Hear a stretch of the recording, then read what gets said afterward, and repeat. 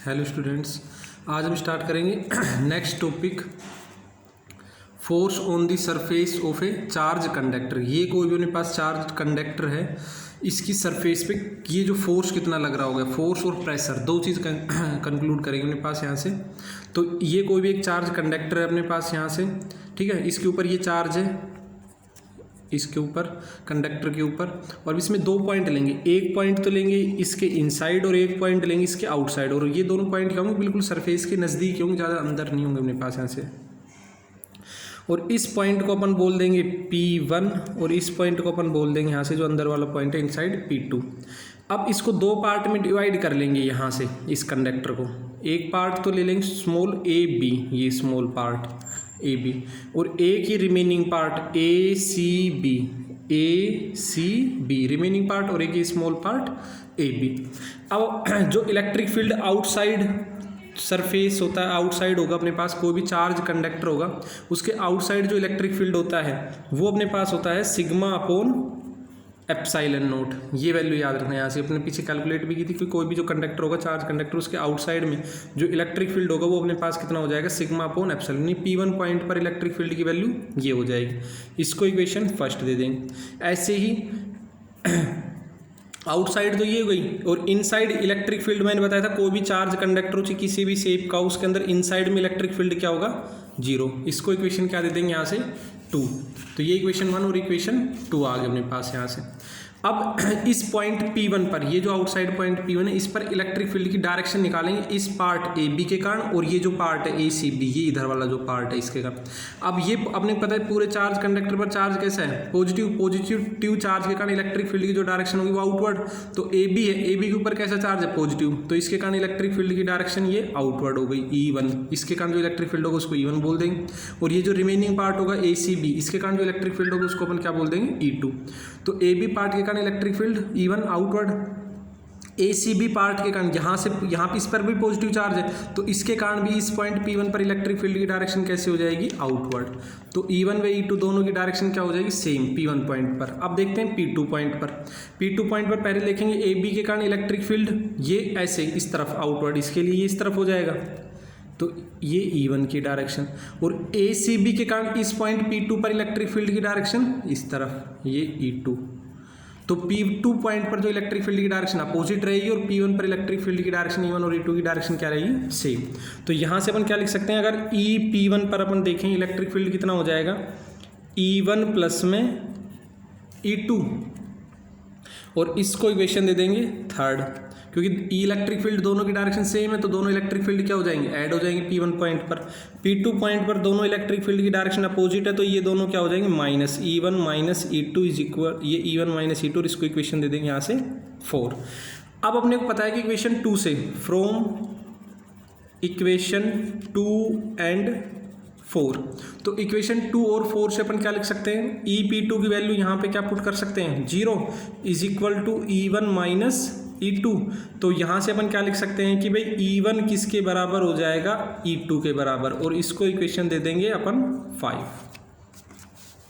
अब ये इक्वेशन आ गई। अब अपन देखना, अब इसमें 3 इक्वेशन का यूज करेंगे, फ्रॉम इक्वेशन 1, 3 एंड 5। तो 1 इक्वेशन देखना, ये है इक्वेशन 1।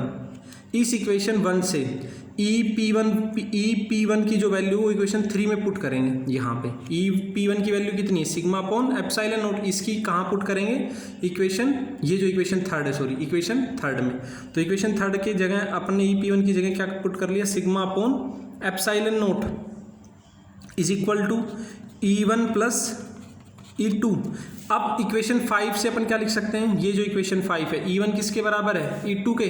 ये इक्वेशन अपन ने यहाँ पे पुट की, इक्वेशन 1 से वैल्यू इक्वेशन थर्ड में। अब इक्वेशन 5 से अपन क्या लिख सकते हैं, E1 बराबर E2, तो सिग्मा अपॉन में एप्सिलॉन नॉट किसके बराबर हो जाएगा, 2E2 E, और अपने को पता है क्योंकि E1 किसके बराबर है, E2 के, तो E1 की जगह क्या वैल्यू पुट कर लेंगे, E2।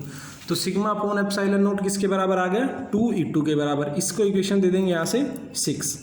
अब अपने को इस स्मॉल पार्ट AB, ये जो स्मॉल पार्ट है AB, इसके ऊपर क्या निकालना है, फोर्स।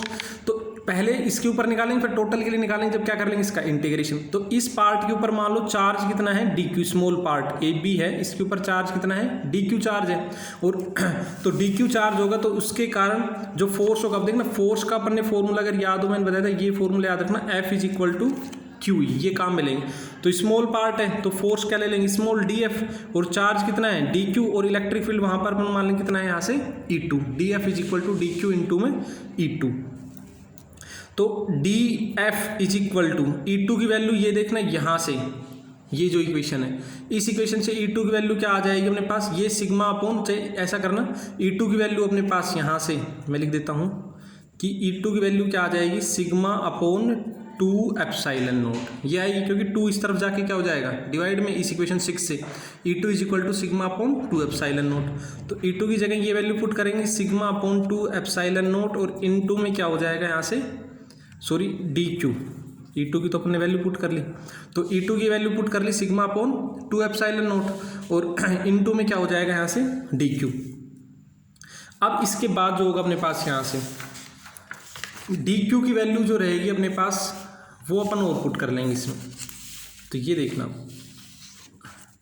ये अपने पास हो गया था, ई टू की वैल्यू ये पुट कर ली अपन ने, यहाँ से इस ई टू की value sigma upon 2 epsilon nought, और इन टू में क्या होगा अपने पास यहाँ से डी क्यू। अब जो वैल्यू पुट करेंगे अपने पास यहाँ से वो अपने पास क्या आ जाएगी, अपन ने अगर याद हो ये जो वैल्यू थी कि भाई सरफेस चार्ज डेंसिटी सिग्मा, ये पढ़ा था surface charge density total charge upon में टोटल एरिया, तो डी क्यू चार्ज है और उसका एरिया अपन ए बी पार्ट का क्या मान लेते हैं स्मॉल डी एस, तो sigma is equal to D Q upon D S. तो डी क्यू की वैल्यू यहाँ से अपन क्या लिख सकते हैं सिग्मा इंटू में डी एस, और ये वैल्यू कहाँ पुट करेंगे इस इक्वेशन में पुट कर देंगे यहाँ से। तो डी एफ की वैल्यू क्या हो जाएगी यहाँ से सिग्मा स्क्वायर हो जाएगा, क्योंकि डी क्यू की वैल्यू जहाँ पे यहाँ पुट करेंगे तो sigma square upon 2 epsilon nought, और इनटू में क्या हो जाएगा यहाँ से डी एस। और स्टार्टिंग में अगर याद हो तो इलेक्ट्रिक फील्ड अपन ने ई यहाँ से कितना लिया था, ई की value sigma upon epsilon nought, तो सिग्मा की वैल्यू क्या पुट कर सकते हैं ई इंटू में एप्सिलॉन नोट, तो सिग्मा की वैल्यू यहाँ पुट करेंगे तो क्या हो जाएगा यहाँ से सिग्मा की जगह जब E into epsilon note put करेंगे तो 1/2 को मैंने पहले लिख लिया, और इंटू में क्या होगा यहाँ से ई स्क्वायर, और ऊपर क्या आएगा epsilon note square by epsilon nought, और इनटू में डीएस, एप्सिलॉन नोट से एप्सिलॉन नोट कैंसिल, तो डीएफ इज इक्वल टू क्या हो जाएगा 1/2 epsilon note E square into में डीएस। तो एक फॉर्मूला अपने पास ये आ गया यहाँ से, और इसको इक्वेशन अपन दे देंगे यहाँ से, देखना इसको तो इक्वेशन दे देना 7 और इसको इक्वेशन दे देना यहाँ से 8। अब टोटल फोर्स निकालेंगे तो टोटल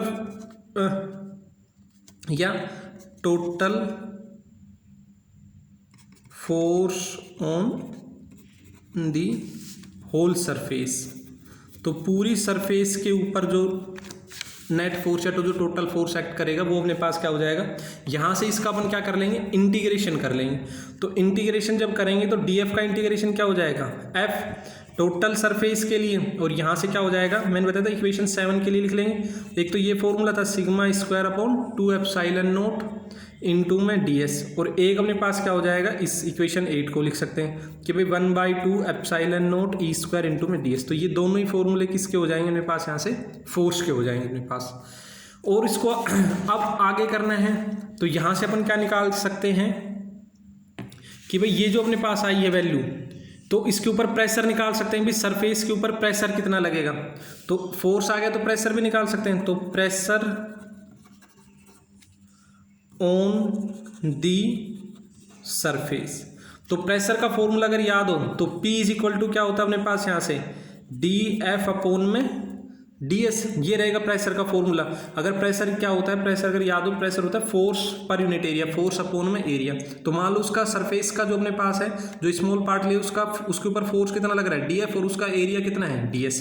तो देखना डी एफ अपॉन में डी एस, यहाँ से इक्वेशन 7 से देखना D F upon D S करेंगे तो यहाँ पे क्या बचेगा sigma square upon 2 epsilon nought, और इक्वेशन 8 से लिखेंगे तो क्या हो जाएगा D F upon D S इस तरफ आके डिवाइड हो जाएगा 1/2 एप्सिलॉन नोट ई स्क्वायर। तो ये दोनों वैल्यू अपन लिख लेंगे, और यहाँ पे लिख लेना चाहे लिख लेना फ्रॉम इक्वेशन 7 एंड 8।